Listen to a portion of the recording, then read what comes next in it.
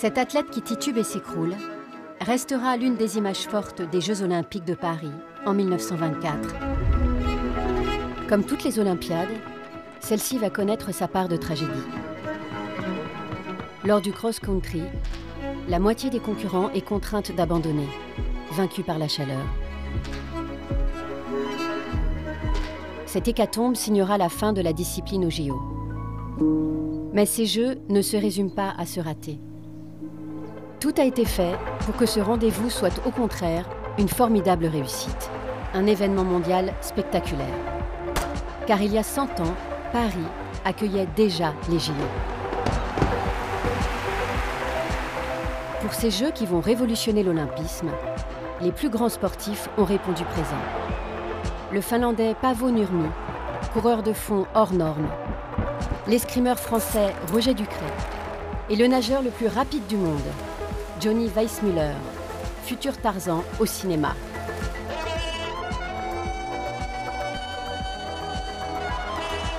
Leurs exploits ont été immortalisés par les caméras et un siècle plus tard, ces images permettent de revivre avec la même émotion la première Olympiade si abondamment filmée.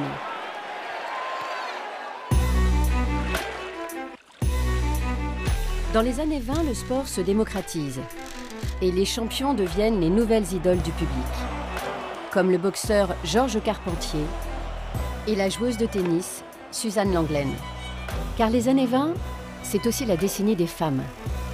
Libres et audacieuses, elles deviennent aviatrices ou voltigeuses, mais elles doivent encore lutter pour se faire une place dans le domaine sportif. La France de 1924, c'est aussi un pays qui veut oublier les horreurs de la guerre et où la jeunesse aspire à s'amuser et à faire la fête. Un bouillonnement, symbole d'une décennie rebaptisée plus tard les années folles. À 100 ans d'intervalle, ces Jeux vont susciter les mêmes débats qu'en 2024. Financement, transport, équipement, prix des places, autant de sujets qui feront polémique. Mais ces Jeux ont aussi été l'occasion de toute une série d'innovations. Du premier village olympique à la retransmission en direct à la radio des épreuves. La France doit se montrer à la hauteur de l'événement, s'affirmer comme une grande nation sportive et faire de ces JO un vrai succès populaire et médiatique.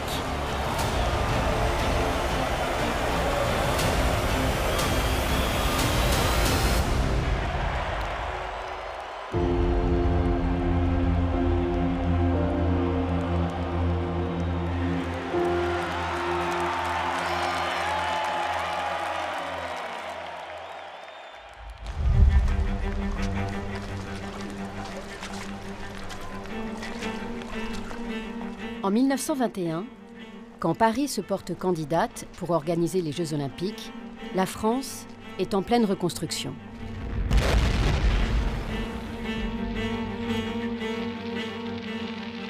C'est sur son sol qu'ont eu lieu les bombardements les plus violents lors de la Première Guerre mondiale, laissant la place à un paysage de désolation.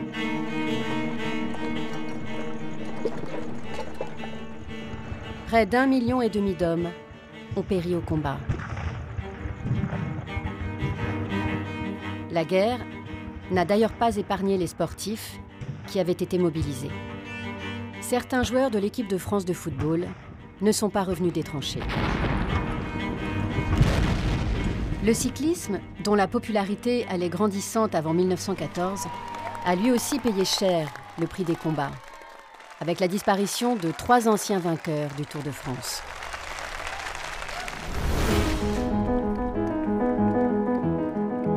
Mais c'est surtout la perte d'un grand coureur de fond que la France pleure. Jean Bouin, qui a laissé son nom à de nombreux stades.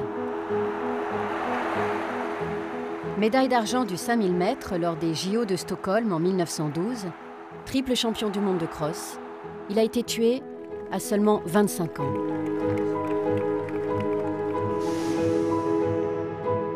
D'autres s'en sont sortis, mais ils rentrent terriblement marqués physiquement et psychologiquement. Sur près de 4 millions de blessés, on compte plus d'1 million d'invalides et de mutilés, dont le retour à la vie quotidienne s'annonce très très difficile. Un long parcours de rééducation commence. Il faut réparer les gueules cassées et les corps estropiés. Pour certains sportifs, ce retour à la vie est quasiment miraculeux. Avec sa mâchoire brisée et ses 22 dents arrachées par un tir allemand, le champion de France Eugène Criqui semblait perdu pour la boxe. Pourtant, 5 ans après la fin de la guerre, cet homme à la mâchoire de fer décroche le titre de champion du monde des poids plumes. Le gouvernement français voit dans l'organisation des Jeux une occasion d'insuffler un peu d'optimisme et de restaurer le prestige national. Pourtant, Paris a dû se battre pour organiser ces JO. Los Angeles aussi est sur les rangs, comme elle le sera pour les JO de 2024. Tout comme Amsterdam, qui a la préférence du Comité international olympique.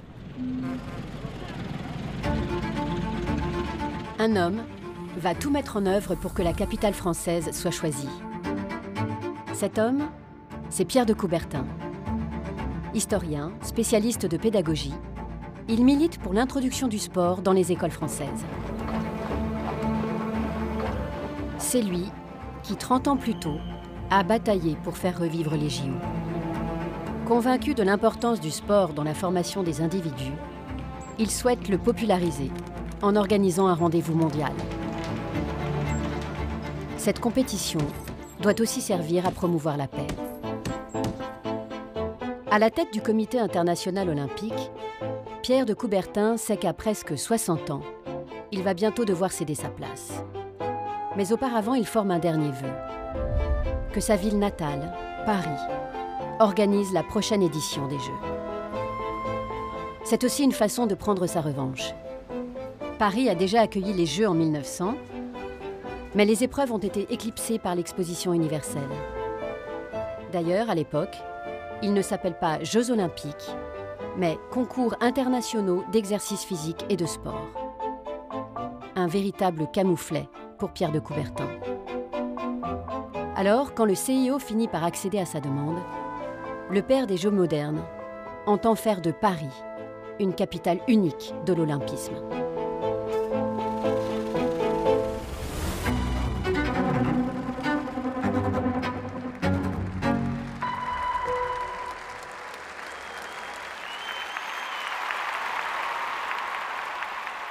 Gaston Doumergue ne boude pas son plaisir ce 5 juillet 1924. Dans la tribune officielle, aux côtés de chefs d'État et de têtes couronnées comme le prince de Galles, le prince Carol de Roumanie, le Shah de Perse et le futur empereur d'Éthiopie Haïlé Sélassié, le président de la République assiste enthousiaste à la traditionnelle cérémonie d'ouverture.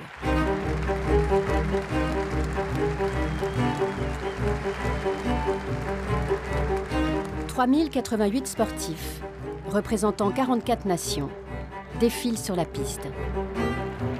Seuls 29 pays étaient représentés lors des Jeux d'Anvers, 4 ans plus tôt. Pour la première fois, la Pologne, l'Équateur, l'Irlande ou encore l'Uruguay participent aux JO. L'Allemagne est absente, bannie depuis la Première Guerre mondiale. L'Union soviétique n'est pas présente non plus, considérant les Jeux comme un symbole de la dégénérescence bourgeoise de l'Occident. C'est la France qui présente le plus d'athlètes en compétition, devant les Américains et les Britanniques. Si les femmes ouvrent la marche de la délégation, elles demeurent très largement minoritaires dans l'ensemble du cortège. 135 femmes au total, sur plus de 3000 athlètes, soit 4% des participants. Le porte-drapeau des Français, c'est Géo André, l'athlète complet, comme le surnomme la presse sportive de l'époque. Avec un geste inspiré du salut romain de l'Antiquité, il prête serment au nom de tous les participants.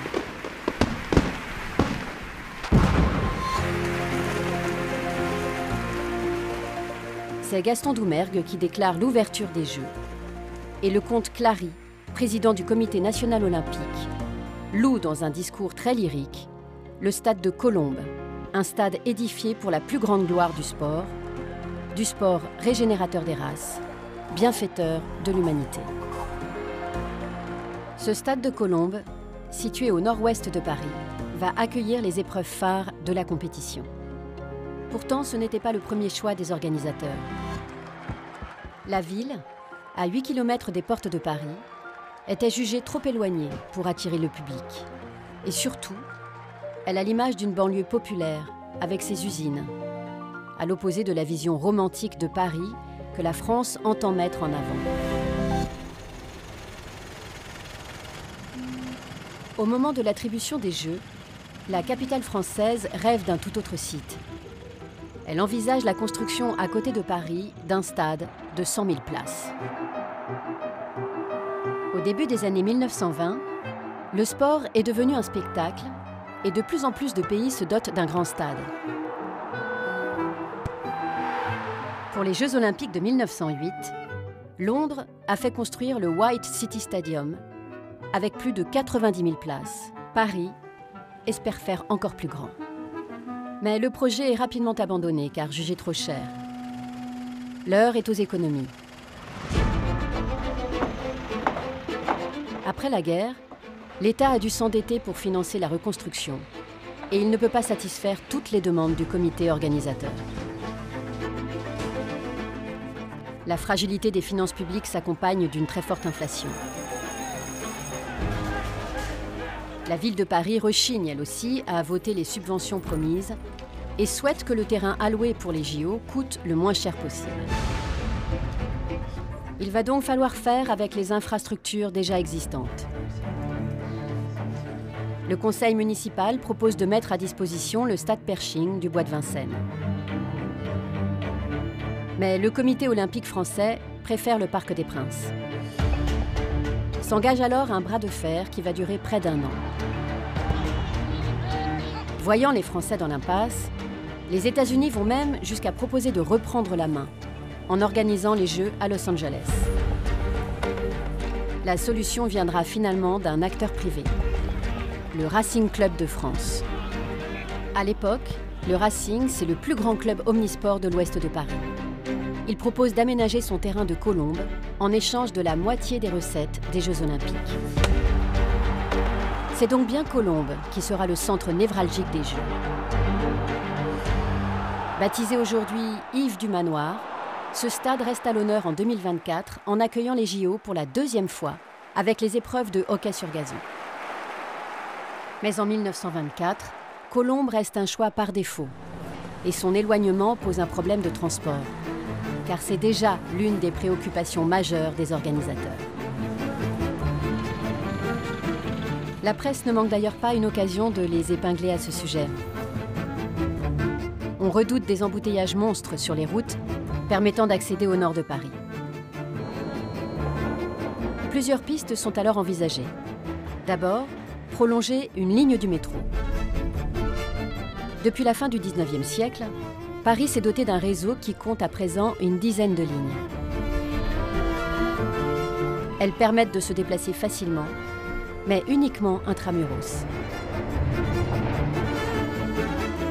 Cette extension du métro sera rapidement abandonnée. On envisage également un train aérien, un projet qui reste lui aussi sans suite. On va finalement opter pour la mesure la plus simple et la moins chère. Le renforcement de la voie ferroviaire qui permet de se rendre à Colombes et l'aménagement d'une gare à proximité du stade. Ces améliorations ne seront pas sans conséquences pour les usagers, puisque le prix du billet aller-retour entre la gare Saint-Lazare et Colombes va être multiplié par 3, passant de 1,70 € à 5 francs. Pour éviter la cohue des transports en commun, les plus malins vont préférer se rendre au stade par leurs propres moyens.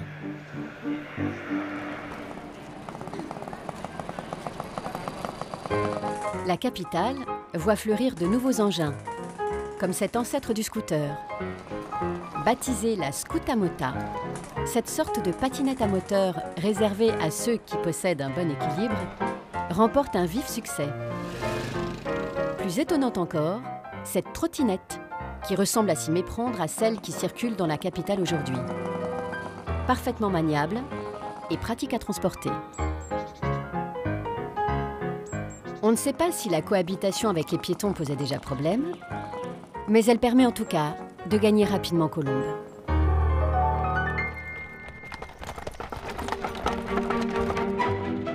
Avec les travaux du stade et la construction des terrains de tennis, commence également la mise en place d'une installation qui va révolutionner les Jeux. Le village olympique, le premier du genre. Une soixantaine de petites maisons en bois sont construites pour loger les athlètes du monde entier. Cette cité est dotée d'un bureau de poste, d'un salon de coiffure et même d'un restaurant. Mais cela ne suffit pas à faire taire les critiques sur le confort très sommaire des baraquements, boudés par certaines délégations. Les Britanniques décident d'embaucher leurs propres cuisiniers. Les Américains vont préférer le château de Rocancourt dans les Yvelines.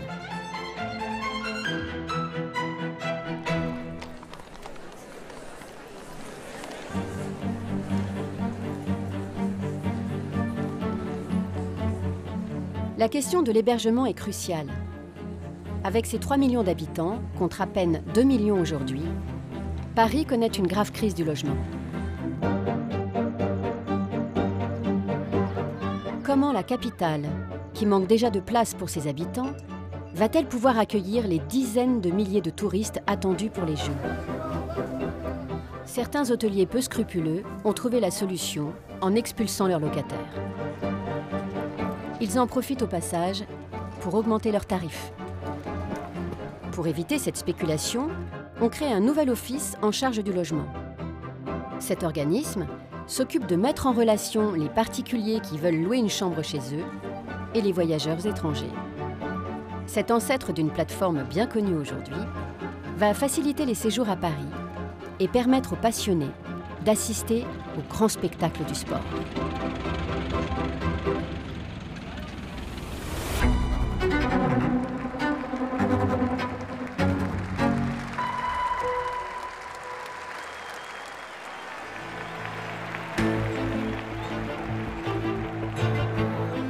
En 1924, la discipline reine des JO, c'est déjà l'athlétisme, et en particulier le 100 mètres.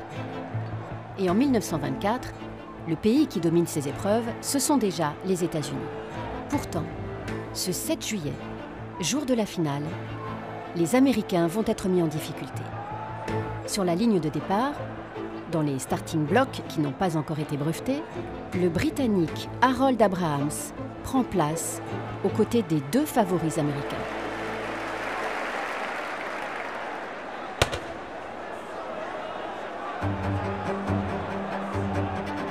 Abrahams va créer la surprise, en étant le coureur le plus rapide de la course.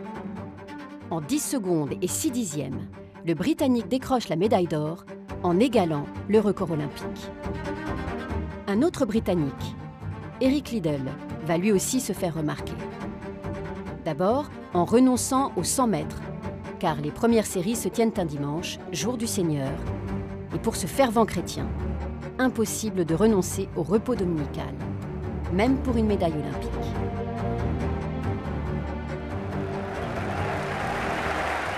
Liddell se rattrapera le 11 juillet, un vendredi, en s'imposant lui aussi face aux Américains dans le 400 mètres. Il racontera aux journalistes « J'ai couru les premiers 200 mètres aussi vite que j'ai pu, et pour les 200 mètres suivants, avec l'aide de Dieu, j'ai couru encore plus vite. » Les exploits d'Abrahams et Liddell seront au cœur de l'intrigue du célèbre film aux 4 Oscars, Les chariots de feu.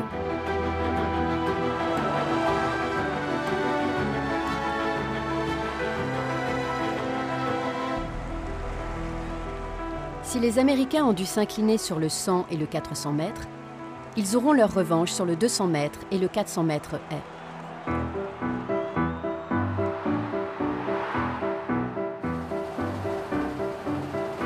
La presse relaie les exploits de ces athlètes et le pays tout entier s'enflamme. Car depuis une dizaine d'années, les Français se mettent au sport Et les Anglais et les Américains n'y sont pas pour rien.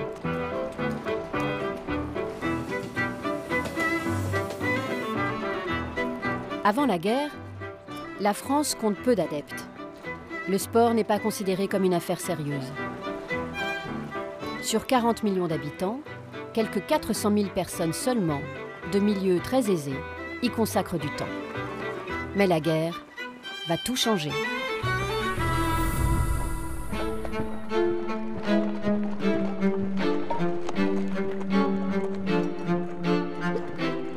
Pour s'occuper entre deux batailles, et pour oublier l'horreur des combats, les soldats se mettent à l'exercice physique. Les officiers ont compris que le sport pouvait aider les troupes à tuer leurs cafards. Ils demandent qu'on leur envoie des gants de boxe et des ballons. Pour les poilus, originaires le plus souvent de la campagne, c'est l'occasion de toucher pour la première fois un ballon de foot ou de rugby. Ils sont initiés par les soldats britanniques. En 1917, le phénomène prend encore de l'ampleur avec l'entrée en guerre des Américains qui vont importer la notion de compétition. Des rencontres sont organisées entre les équipes militaires. L'une d'elles va même faire l'événement le 8 avril 1917.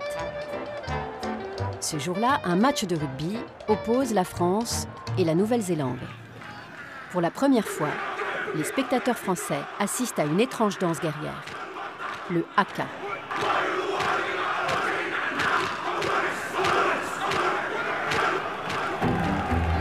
La Nouvelle-Zélande ne fera qu'une bouchée de la France, battue 40-0. Mais cette défaite a peu d'importance face à l'immense foule venue assister à la rencontre. Après la guerre, cet engouement pour le sport ne se démentira plus.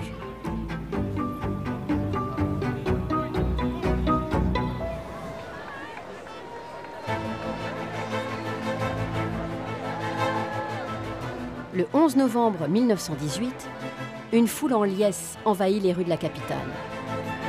Elle célèbre la nouvelle qu'elle attendait depuis 4 ans. Les prisonniers retrouvent enfin la liberté.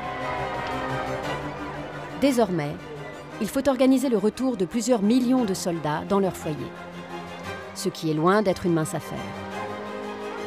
Cette démobilisation va durer 2 ans. Pour faire patienter les anciens combattants, on organise une grande manifestation sportive. Au début de l'été 1919, des Jeux interalliés se tiennent dans le bois de Vincennes, au stade Pershing, dont la construction vient tout juste de s'achever. 1500 soldats de 18 nations s'affrontent, sans armes cette fois, pour décrocher une médaille. Une compétition qui résonne comme une répétition générale des Jeux que Paris organisera 5 ans plus tard.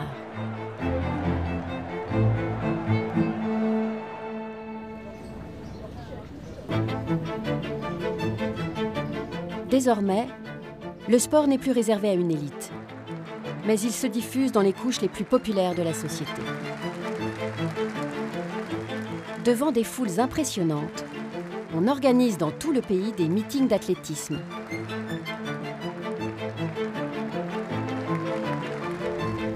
Des courses de vélo, comme le surprenant critérium cycliste des porteurs de journaux. Ou encore des matchs de hockey sur gazon. On découvre de nouveaux sports comme le volley, que les soldats américains ont importé pendant la guerre. Les Français se passionnent pour des activités étonnantes.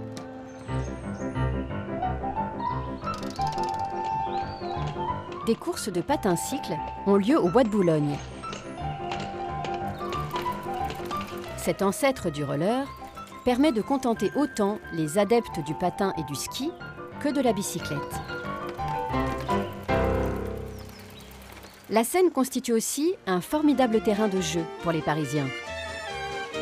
Ces engins ne s'appellent pas encore des pédalos, mais des nautilettes et permettent de faire d'agréables balades sur l'eau.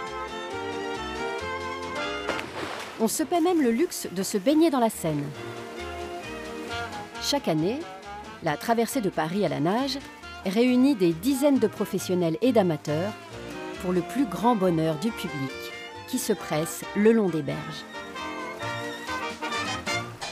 Le sport se démocratise et il laisse émerger de nouveaux héros.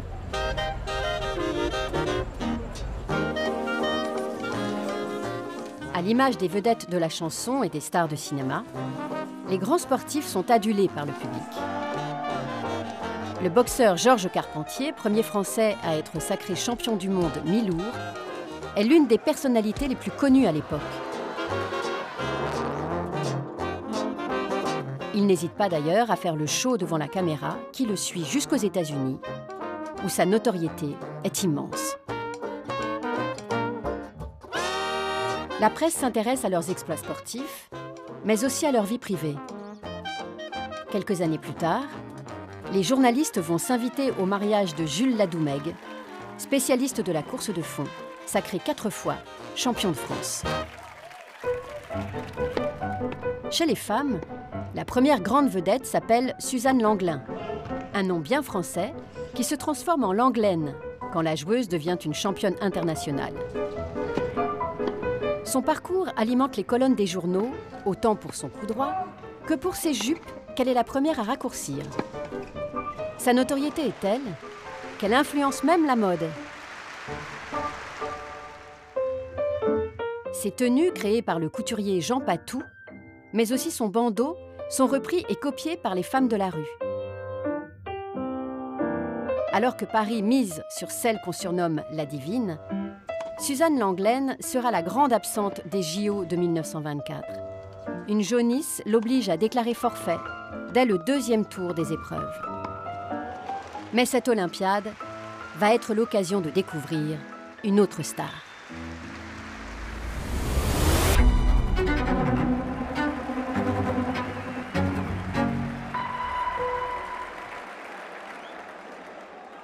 L'athlète qui va dominer les courses de fond est un Finlandais de 27 ans. Il s'appelle Paavo Nurmi. Ses performances presque surhumaines vont susciter à la fois la stupéfaction et l'admiration. Ce 10 juillet, il est à peine 16 h quand il prend le départ du 1500 mètres. Rapidement, Nurmi devance les autres coureurs et termine l'épreuve en tête. Pour lui, c'est presque une formalité. Alors que ses concurrents se remettent difficilement de l'effort accompli, l'infatigable Finlandais ne va pas s'arrêter là. Moins de 2 heures après cette première victoire, il se lance dans le 5000 mètres. Et là encore, il l'emporte. 2 médailles d'or en l'espace de quelques heures seulement, du jamais vu. Pour la presse, c'est du pain béni. Mais Paavo Nurmi ne joue pas le jeu des journalistes. Présenté comme froid, distant et même manquant d'humanité, il évite les caméras et les photographes. Le journal Le Miroir des Sports le présente même comme le type parfait du misanthrope, fuyant ses coéquipiers et ne serrant jamais la main de ses rivaux après une course, comme c'est l'usage. Nurmi sera quand même célébré comme le premier athlète à décrocher 5 médailles d'or en une seule édition.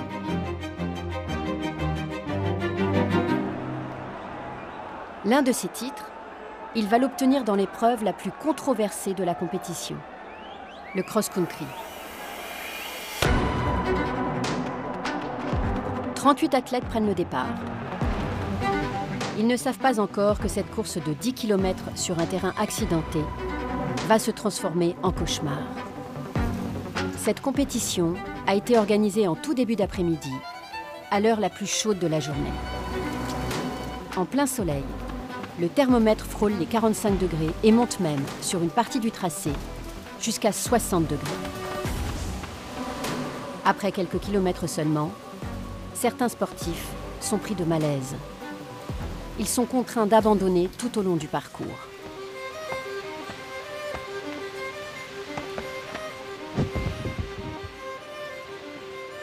Deux d'entre eux doivent même être évacués vers l'hôpital le plus proche.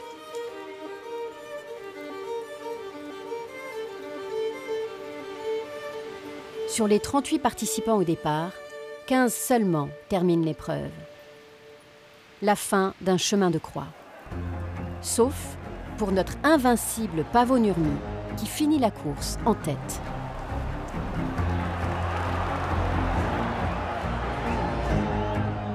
Les journalistes raconteront qu'il franchit la ligne d'arrivée, frais comme une rose. Il a même 1 minute 30 d'avance sur le deuxième, son compatriote Villery Tola.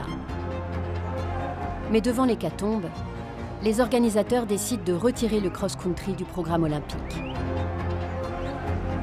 Ce ne sera pas le seul revers de la compétition.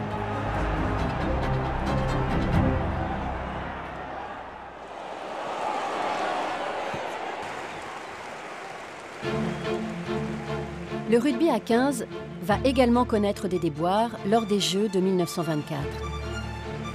À l'époque, le tournoi se résume à 3 pays, la France, les États-Unis et la Roumanie. En finale, face aux Américains, les tricolores sont donnés largement favoris. Mais contre toute attente, ce sont les Américains qui dominent la partie. Quand 2 joueurs français sont évacués après des plaquages tout à fait réglementaires, les spectateurs se déchaînent. Au coup de sifflet final, sur le score de 17-3, la foule redouble de fureur.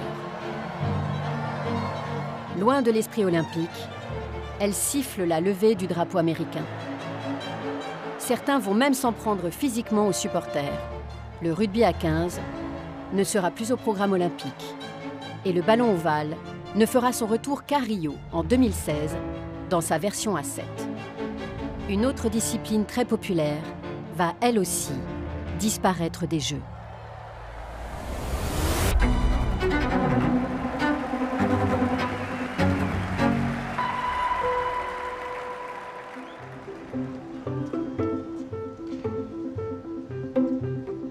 Sur les cours construits près du stade de Colombes, tout semble réuni pour que le spectacle soit au rendez-vous. Les joueurs français en compétition ne sont pas encore des stars, mais ils vont bientôt dominer le tennis mondial sous le nom des mousquetaires. Jean Borotra, René Lacoste, Jacques Brugnon et Henri Cochet. C'est sur ces 4 noms que reposent les espoirs de médailles. Il n'y aura finalement pas de titre olympique français, mais à eux 4, ils remportent tout de même 3 médailles.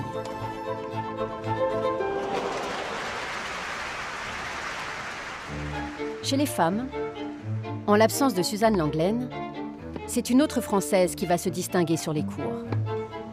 Julie Vlasto parvient à décrocher la médaille d'argent face à la favorite, l'américaine Helen Wills. La qualité des échanges est bien présente, mais l'organisation des matchs est l'objet de vives critiques. Les joueurs se plaignent du comportement des spectateurs qui pénètrent sur les cours pour prendre des photos. À la même époque, le tennis se professionnalise. Les joueurs rémunérés pour la pratique de leur discipline ne peuvent plus participer aux JO où ne sont admis que les sportifs amateurs. Le tennis va donc être écarté des Jeux pendant 60 ans. Cette décision va priver les femmes d'une des rares disciplines qui leur sont accessibles. Car elles n'ont le droit de concourir que dans des sports jugés féminins, comme le tennis, la natation, l'escrime ou la voile. Hors de question pour elles de participer à une course d'athlétisme jugée trop violente. On cherche ainsi à protéger leur féminité et leur fécondité.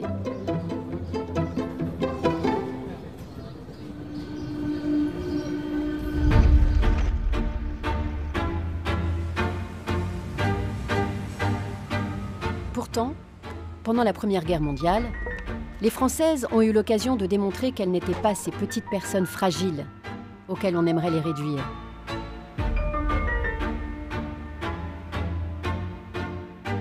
À la campagne, elles vont remplacer les hommes mobilisés en effectuant les moissons et les vendanges. On compte sur elles pour nourrir le front.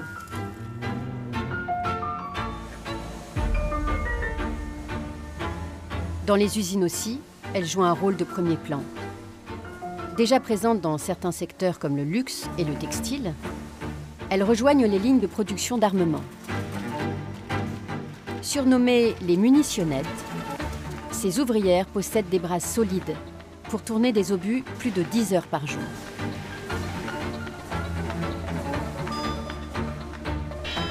Le reste des emplois traditionnellement réservés aux hommes est également occupé par des femmes. Conductrices de tramway ou de taxi, postières ou encore balayeuses. Les femmes ont joué un rôle primordial et à la fin de la guerre, elles comptent bien s'en servir pour conquérir de nouvelles libertés.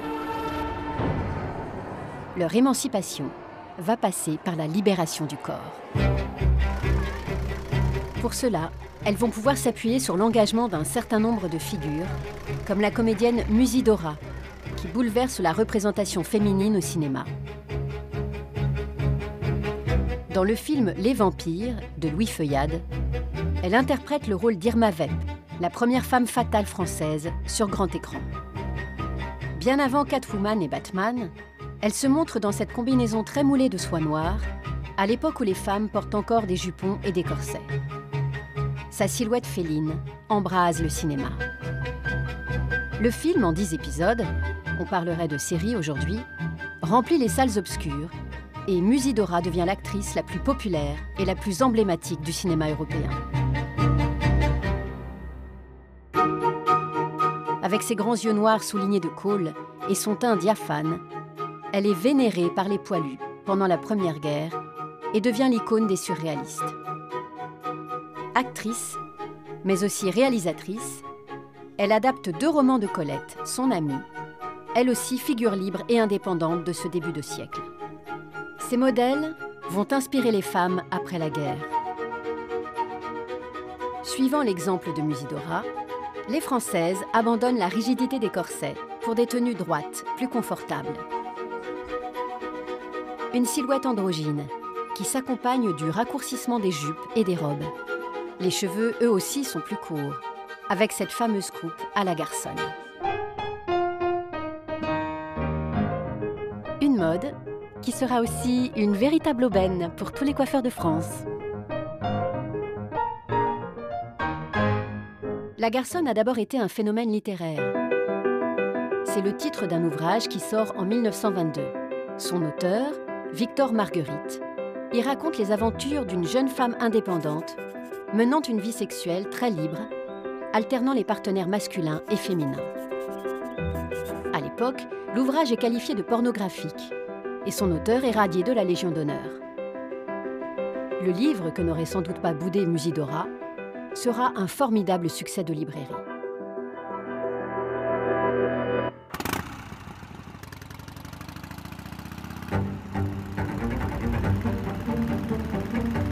En apparence, plus rien n'arrête les femmes.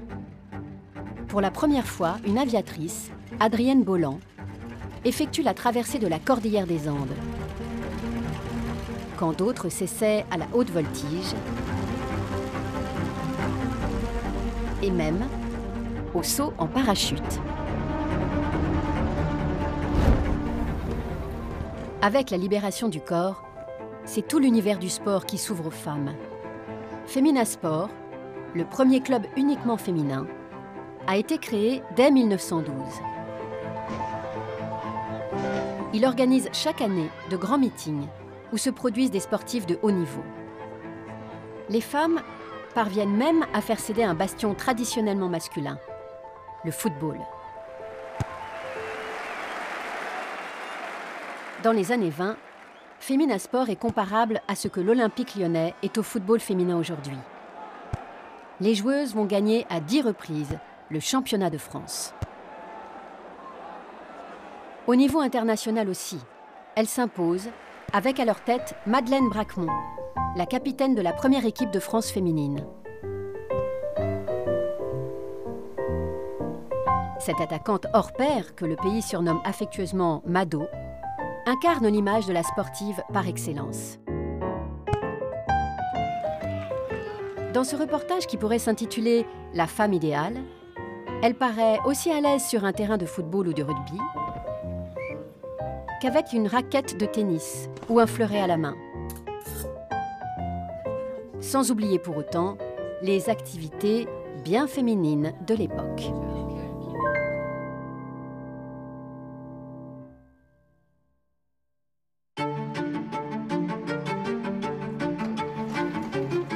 Pourtant, cette soif de liberté ne s'accompagne pas des grands changements de société réclamés par les femmes.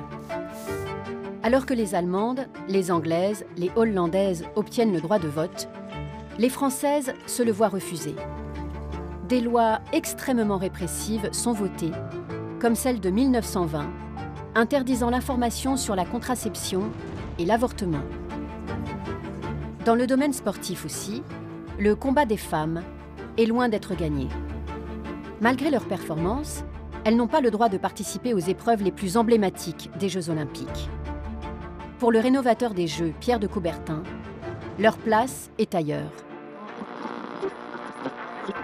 Je n'approuve pas personnellement la participation des femmes à des concours publics, ce qui ne signifie nullement qu'elles doivent s'abstenir de pratiquer un grand nombre de sports, mais sans se donner en spectacle. Aux Jeux Olympiques, leur rôle devrait être surtout, comme aux anciens tournois, de couronner les vainqueurs. On doit conclure que le véritable héros olympique est à mes yeux l'adulte mâle individuel. Si la misogynie de Pierre de Coubertin est souvent pointée du doigt, ces déclarations sont le fruit à la fois de son milieu d'origine et de son époque. Mais les femmes ne vont pas se laisser faire. Celle qui prend la tête de la fronde, c'est Alice Millat. Issue d'un milieu modeste, cette sténodactylo, présidente de Femina Sport, pratique l'aviron à haut niveau et s'est illustrée en natation et en hockey sur gazon. Elle va tenir tête à Pierre de Coubertin. Puisque les hommes ne veulent pas des femmes au JO, Alice Millat organise en 1922 à Paris des Olympiades réservées uniquement aux femmes. Tout s'y déroule comme aux Jeux masculins, avec le défilé des athlètes et la proclamation officielle d'ouverture. Ce qui provoquera une grosse colère du CIO. Le président de la Fédération d'athlétisme parle même de putsch féminin. 77 sportives vont s'affronter dans 13 épreuves d'athlétisme.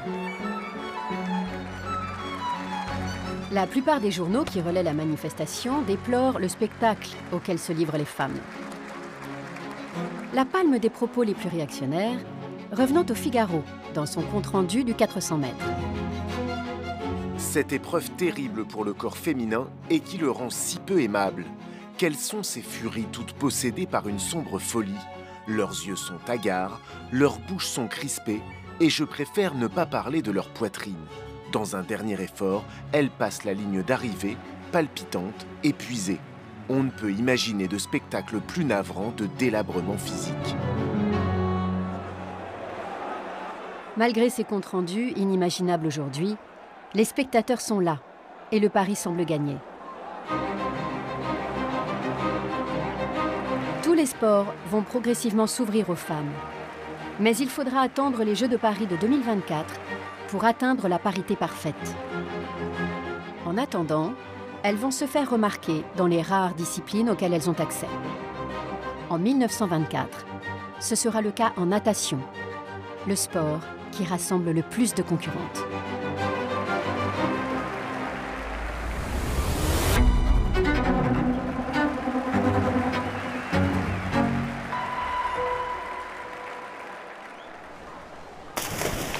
Les épreuves se déroulent dans un stade nautique flambant neuf, le stade des Tourelles. Ce bassin a été installé porte des Lilas, dans le nord-est de Paris. C'est l'un des équipements construits spécialement pour les JO.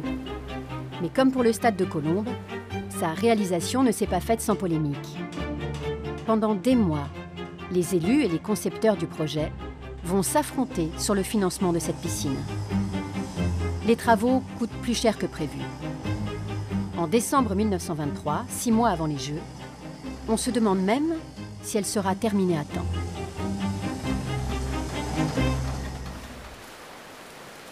Le stade nautique sera finalement inauguré un mois seulement avant la cérémonie d'ouverture. Cette piscine est alors considérée comme la plus moderne d'Europe. Pour la première fois, un bassin est équipé de cordes pour délimiter les lignes d'eau. La nageuse qui va dominer le tournoi est une jeune Américaine de 18 ans. Gertrude Ederle remporte à elle seule 3 médailles, une en or et 2 en bronze. Mais c'est un autre défi qui intéresse celle que l'on surnomme Trudy, la traversée de la Manche à la nage. Alors que personne à l'époque n'imagine une femme affronter une telle difficulté, Gertrude se jette à l'eau le 6 août 1926.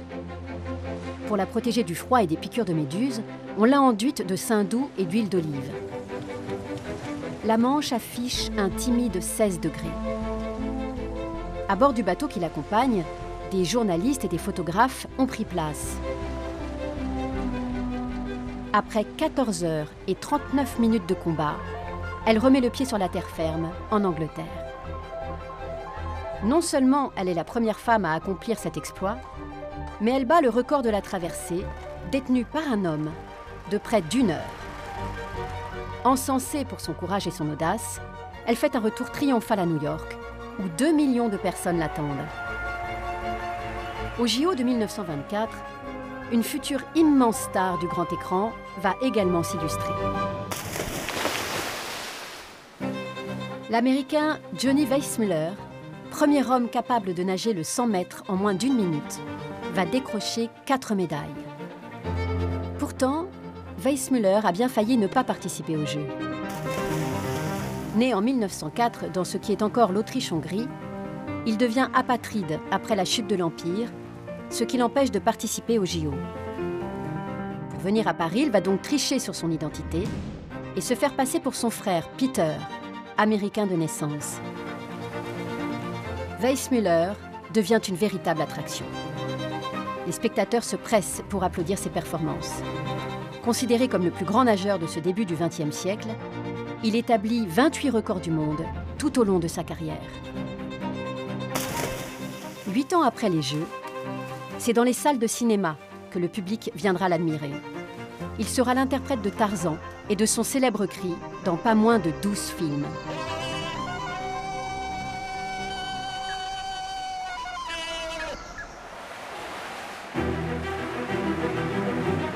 Pour les Françaises aussi, ce bassin des Tourelles sera synonyme de médaille d'or.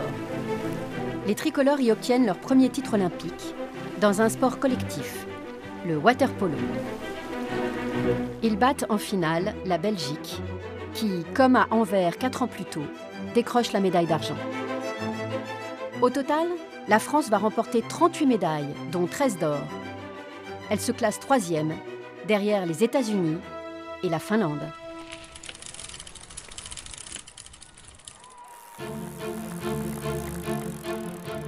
C'est en cyclisme que les Français vont survoler la compétition avec 4 médailles d'or. Celui qui va tout rafler s'appelle Armand Blanchonnet. Surnommé le Phénomène, il remporte la course sur route en individuel comme en équipe, juste devant la Belgique, qui décroche l'argent. Les cyclistes français gagnent 2 autres médailles sur piste dans un vélodrome plein à craquer. Il faut dire qu'à l'époque, le vélo est une vraie passion française. Il est devenu un moyen de transport utilisé par tous, les ouvriers en ville, comme les paysans à la campagne. Entre les deux guerres, on compte près de 9 millions de bicyclettes pour 40 millions d'habitants. Toutes les familles en possèdent une.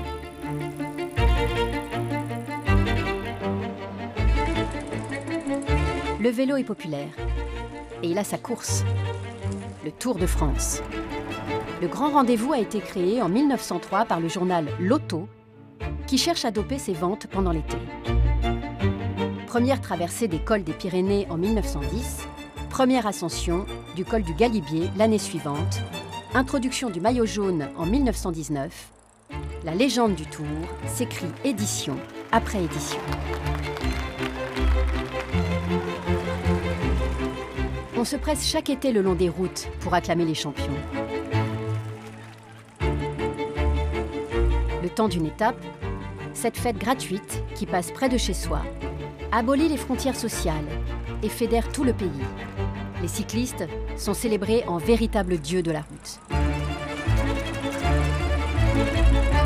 Mais en 1924, le Tour est aussi déjà l'objet de scandales. Henri Pélissier, personnage haut en couleur, vainqueur l'année précédente, a décidé d'abandonner l'épreuve. Il dénonce le chemin de croix que vivent les cyclistes et le dopage auquel ils sont obligés de se soumettre. Dans un article signé du grand reporter Albert Londres, qui couvre pour la première fois la compétition, Pélissier évoque la cocaïne, le chloroforme et les pilules qui les aident à atténuer les souffrances. Ces déclarations n'empêcheront pas le sacre d'Ottavio Bottecchia, premier Italien vainqueur du Tour de France. Aux Jeux de 1924, les Français ne vont pas seulement briller en cyclisme. Des champions vont se démarquer dans 2 autres disciplines. Charles Rigoulot, c'est l'homme le plus fort du monde. Avec son seul bras droit, il soulève plus de 87 kilos et décroche la médaille d'or. À une époque où l'on exalte le corps viril, celui qui exerce comme boucher à la ville incarne la perfection masculine. Beau, fort, sympathique et désirable, modèle idéal des photographes d'agences de presse. L'exploit de Charles Rigoulot a lieu au cœur de Paris, dans l'un des lieux les plus emblématiques de ces Olympiades, le Vélodrome d'hiver. Ce Veldiv, endroit tristement célèbre aujourd'hui, abrite également certaines épreuves d'escrime dominées par les Belges et par les Français. La Belgique décroche 4 titres, dont une médaille d'or attribuée à Charles Delporte. Côté français, Roger Ducret remporte à lui seul 5 des 38 médailles tricolores. Mais Ducret ne va pas se contenter de participer aux épreuves. Il va aussi les commenter. Chaque jour, il écrit son article pour les 3 quotidiens auxquels il collabore. L'Écho des Sports, L'Intransigeant et La Petite Gironde. Les lecteurs peuvent apprécier ces chroniques qui ne sont pas dépourvues de parti pris, comme dans l'édition du 27 juin, où il ne souhaite rien d'autre qu'une victoire française.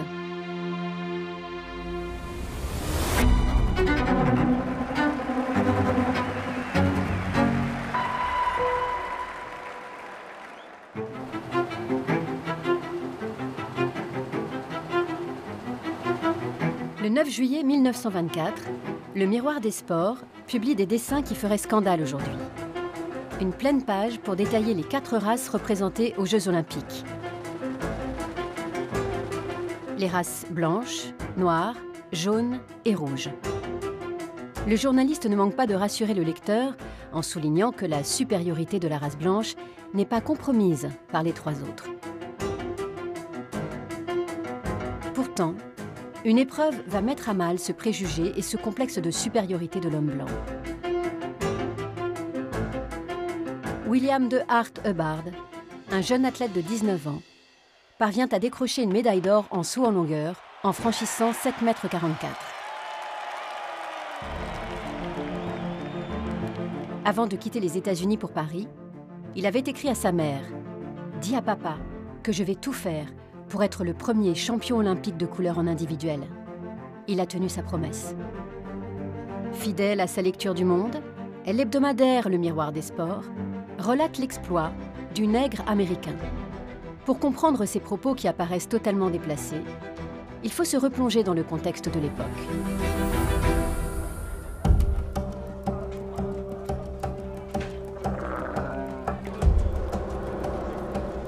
La France est alors la 2e puissance coloniale après la Grande-Bretagne.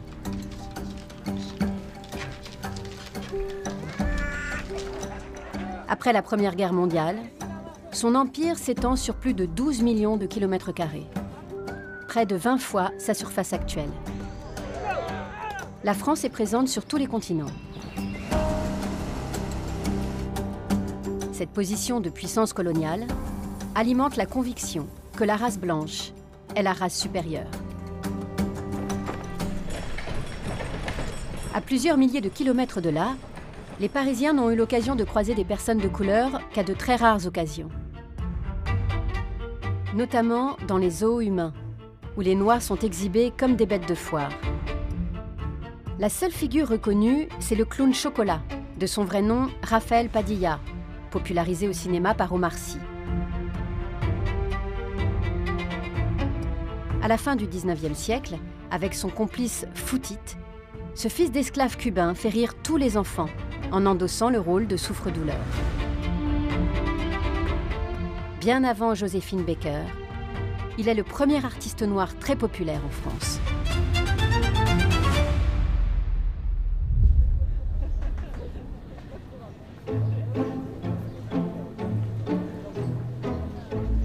Des personnes de couleur, les habitants de la métropole en croisent lors des expositions coloniales organisées dans tout le pays.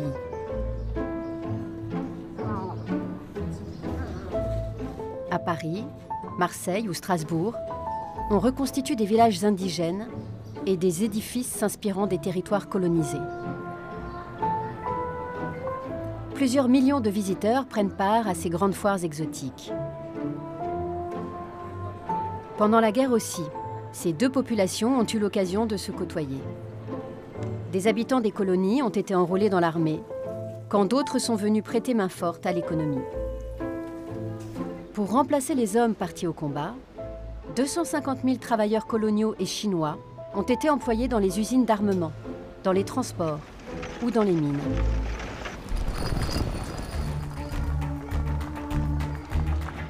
Ces colonies constituent aussi un réservoir d'athlètes pour la France.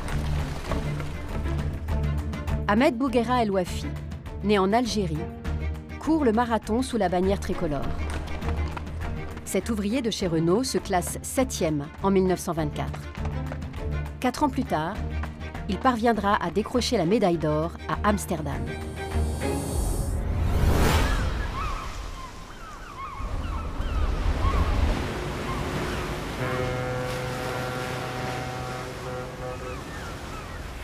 Après la guerre, la France continue de faire appel à des travailleurs hors de ses frontières.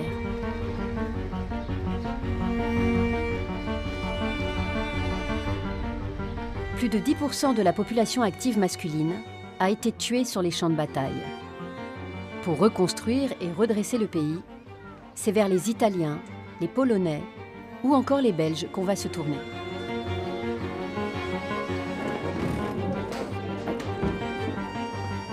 En 1924, on crée même la Société Générale d'Immigration.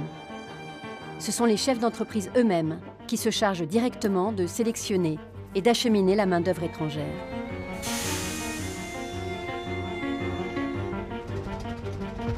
En 10 ans, le nombre d'immigrés va doubler pour atteindre 7% de la population. La France devient le plus grand pays d'immigration au monde, devant les États-Unis.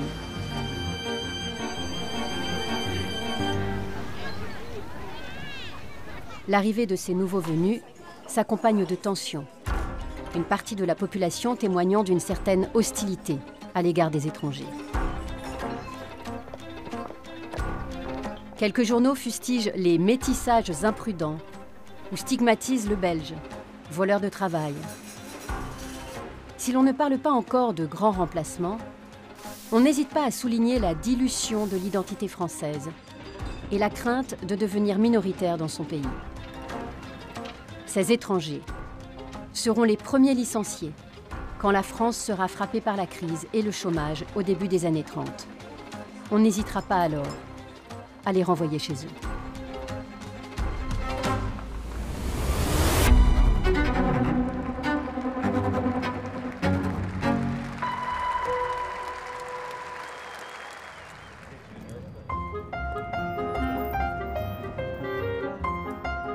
En 1924, le programme olympique ne se limite pas au sport.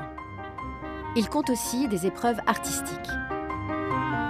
À l'époque, Paris, capitale culturelle, entend rester fidèle à sa réputation en décernant des médailles dans 5 disciplines. Les noms des lauréats ne sont pas passés à la postérité, mais les membres du jury sont, eux, très prestigieux. Maurice Ravel et Gabriel Fauré pour la musique, Auguste Perret pour l'architecture, l'écrivain Jean Giraudoux pour la littérature et l'artiste Fujita, grande figure parisienne de ces années 20, pour la peinture. Les œuvres sont exposées au Grand Palais, mais toutes les médailles ne seront pas décernées. Certains jurys considérant qu'aucun des travaux ne mérite une telle récompense. Une ironie pour une ville qui connaît un incroyable bouillonnement intellectuel et artistique. La capitale française est l'une des plus fréquentées en Europe.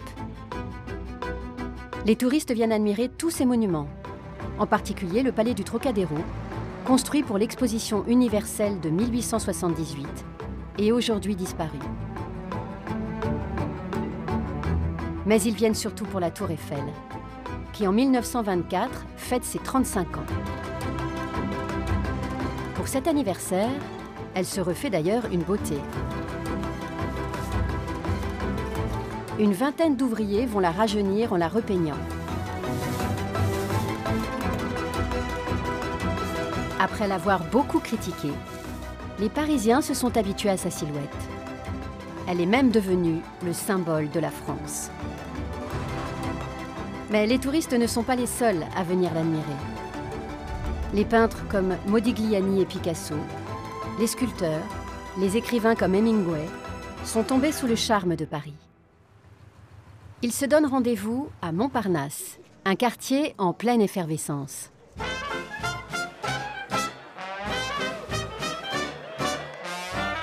C'est là que les artistes organisent chaque année le bal de la Horde.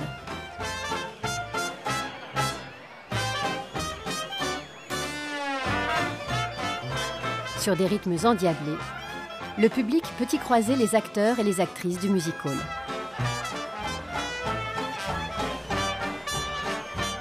Car les années 20 à Paris, c'est aussi le triomphe de la fête.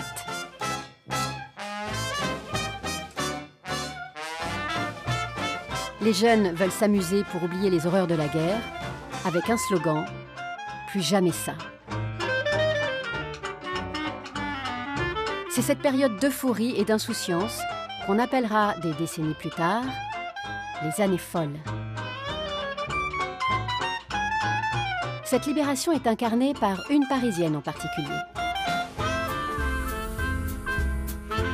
Jeanne Bourgeois, plus connue sous le nom de Mistinguett. Actrice et chanteuse, la femme aux divines gambettes devient la vedette du Casino de Paris et du Moulin Rouge grâce à sa gouaille.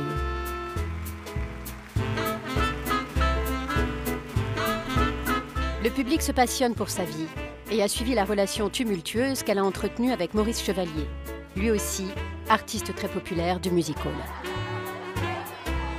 Les visiteurs présents à Paris à l'été 1924 pourront aller les applaudir entre deux épreuves des JO.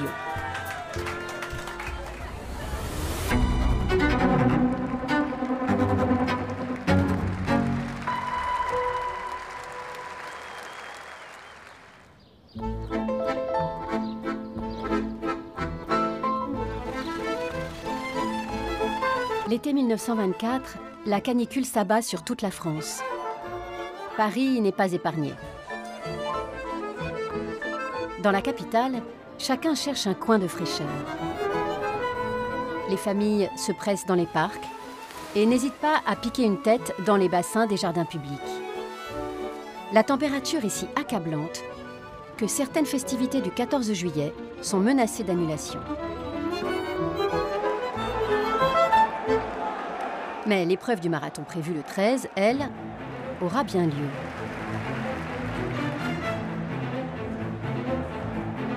Les organisateurs ont tiré les leçons de l'épreuve du cross-country.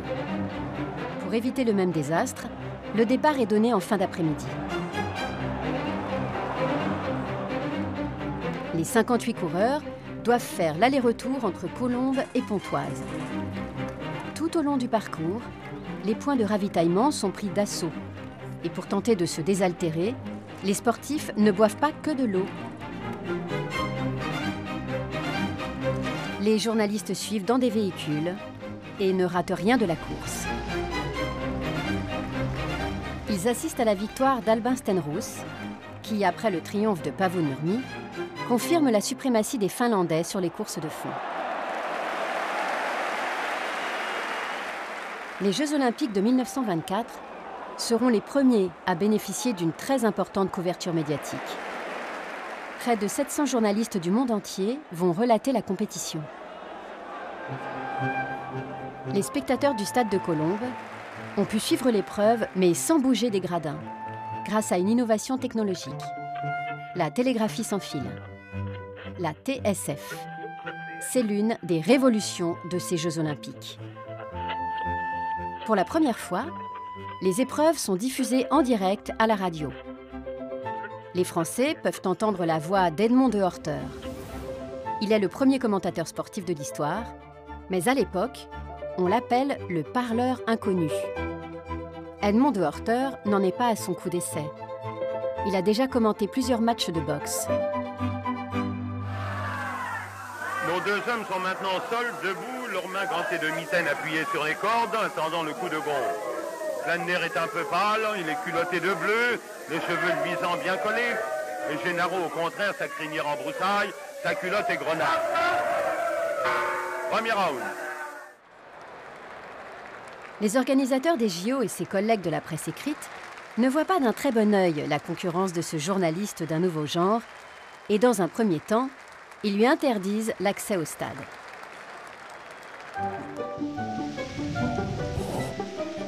C'est donc depuis la nacelle d'un ballon qu'Edmond va réaliser ses reportages. De l'autre côté du poste, les Français ne sont pas encore très nombreux à être équipés. Mais là encore, on fait preuve d'une folle ingéniosité. Grâce à un récepteur glissé dans sa jarretière et à son ombrelle qui sert d'antenne, cette jeune femme ne rate rien des épreuves sportives. Ce dispositif va révolutionner la vie des Français qui vont pouvoir se tenir informés dans n'importe quelle situation. Même si l'antenne de réception demeure parfois un peu encombrante.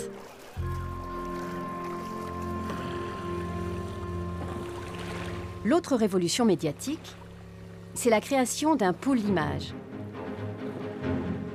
Une équipe filme les épreuves et revend les images aux différentes sociétés de presse. Ce système, mis en place par le pays qui accueille les Jeux, se perpétue encore aujourd'hui pour chaque édition des JO.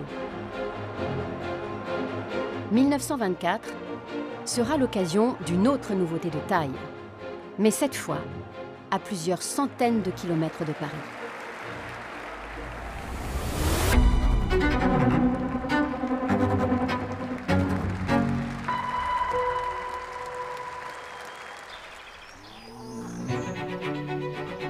En 1924, les Jeux ne se tiennent pas pendant 2 semaines comme aujourd'hui, mais ils vont se prolonger sur plusieurs mois. Ils ont même démarré dès janvier, avec l'organisation des premiers Jeux d'hiver. À l'époque, ils ne s'appellent pas encore Jeux olympiques, mais Semaine internationale des sports d'hiver. 17 pays, pour beaucoup du nord de l'Europe, vont y participer. Ils ont lieu à Chamonix, au pied du Mont Blanc, en janvier et février 1924.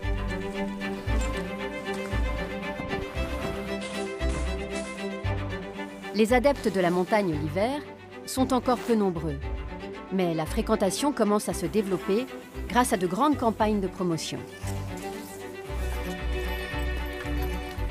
Avant la guerre déjà, l'association Le Touring Club de France, avec sa caravane de 400 personnes, fait le tour des petits villages de montagne pour convaincre les hôteliers et les commerçants du potentiel économique de ce tourisme.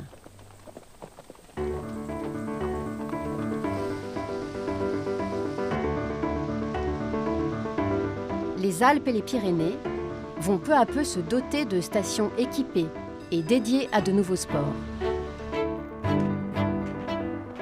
Un plus large public peut découvrir la beauté spectaculaire des montagnes enneigées. En 1924, Chamonix est le centre de sport d'hiver qui offre la plus grande capacité d'accueil. 8 établissements hôteliers qui bénéficient de tout le confort moderne. Chauffage central, eau courante et salle de bain. grande station internationale, Chamonix rivalise alors avec ses concurrentes suisses, Davos et Saint-Moritz. Mais les Jeux de 1924 vont encore doper sa fréquentation. Il n'y a pas encore d'épreuve de ski alpin. La star des Jeux, c'est la glace, le patinage artistique, seule discipline ouverte aux femmes, et surtout, la course de vitesse, dominée par les Finlandais. Pour accueillir la compétition, la station s'est dotée d'un immense parc olympique de 36 000 m², l'équivalent de 5 terrains de football. À l'époque, elle possède la plus grande patinoire artificielle du monde. C'est sur ce terrain que les Canadiens vont remporter le tournoi de hockey en réalisant un véritable exploit. Au cours des différentes rencontres, ils vont réussir à marquer 122 buts au total, en n'en concédant que 3.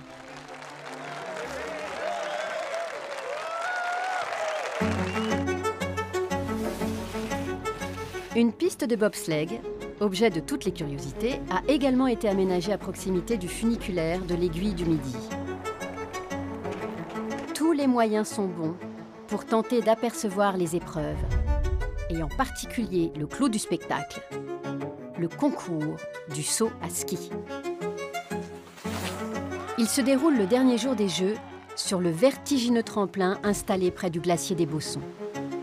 Personne ne veut rater ça. Les enfants ont séché l'école et des trains spéciaux ont été affrétés pour encourager les champions et surtout admirer la technique des Norvégiens. À juste titre, puisque la Norvège remporte les 3 premières places. Mais en réalité, à cause d'une faute dans le calcul des points, la médaille de bronze a été attribuée au Norvégien Haug, alors qu'elle revenait à l'Américain Haugen. Cette erreur ne sera découverte que bien des années plus tard. Haugen se verra décerner son titre en 1974, 50 ans après les Jeux, à l'âge de 83 ans.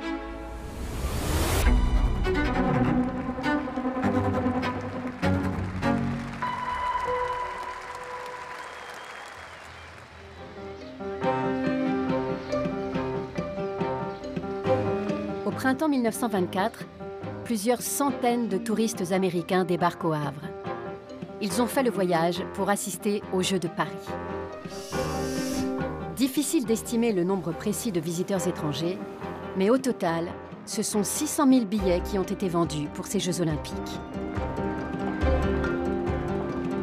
Sans surprise, c'est le tournoi de football qui attire le plus de monde. Avec le cyclisme, c'est le sport populaire par excellence. On enregistre une affluence record pour une finale de prestige avec l'équipe phare de ce début de siècle, l'Uruguay, que l'on appelle la Céleste. Elle est opposée à la Suisse après avoir éliminé la France en quart de finale. Elle triomphe par 3-0 dans un stade plein à craquer. Sur l'ensemble des matchs de la compétition, on a enregistré 200 000 spectateurs pour une recette de près d'1 800 000 francs. Ce jour de finale, il ne reste plus une seule place de libre dans les tribunes. Le stade de Colombes est même trop petit pour accueillir tous les supporters. Selon la presse, 10 000 personnes n'ont pas pu entrer et ont dû attendre à l'extérieur du stade le résultat final du match. Si le football est l'une des rares disciplines à faire le plein, à l'inverse, les spectateurs vont bouder certaines épreuves, comme la gymnastique. Durant les 4 jours de compétition, les spectateurs non payants, officiels et journalistes, sont plus nombreux que les spectateurs payants. L'éloignement de Colombes est pointé du doigt pour expliquer cette fréquentation en berne. Mais les journalistes vont aussi déplorer le prix excessif des places. Les billets les moins chers se vendent à 2 francs, l'équivalent d'environ 220 €. Les plus chers peuvent monter jusqu'à 50 francs, soit plus de 5 000 € aujourd'hui. À l'heure des comptes, à la fin du mois de juillet, la vente de billets aura permis de collecter 5,5 millions de francs de recettes. Cette 8e Olympiade aura aussi profité à bien des commerçants. Tout autour du stade, des bars et des baraques foraines ont vendu des produits estampillés JO et même un casse-croûte olympique. Tout le monde veut sa part des Jeux. De nombreuses lettres ont été adressées au maire de Colombes pour demander l'autorisation de vendre des confiseries, des oranges ou encore de faux bijoux. Les 5 anneaux ont été mis à toutes les sauces, sur les robes, les écharpes et même les éventails. On ne parle pas encore de marketing et encore moins de goodies, mais les visiteurs ont pu repartir avec leurs sacs remplis de cendriers, de flacons de parfum ou de chapeaux en guise de souvenir de cette Olympiade parisienne.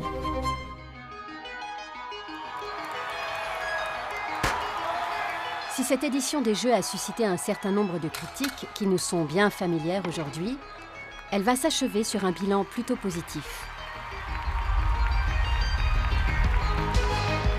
Toutes les médailles sont remises aux délégations le jour de la cérémonie de clôture, le 27 juillet.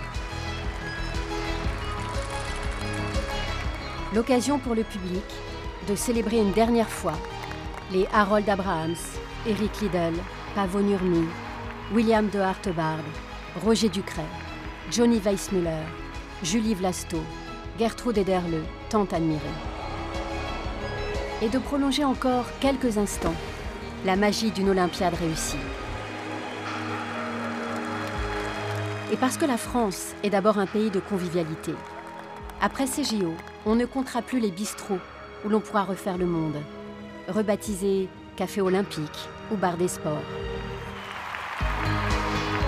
Un siècle plus tard, l'empreinte des Jeux Olympiques demeure encore présente à Paris.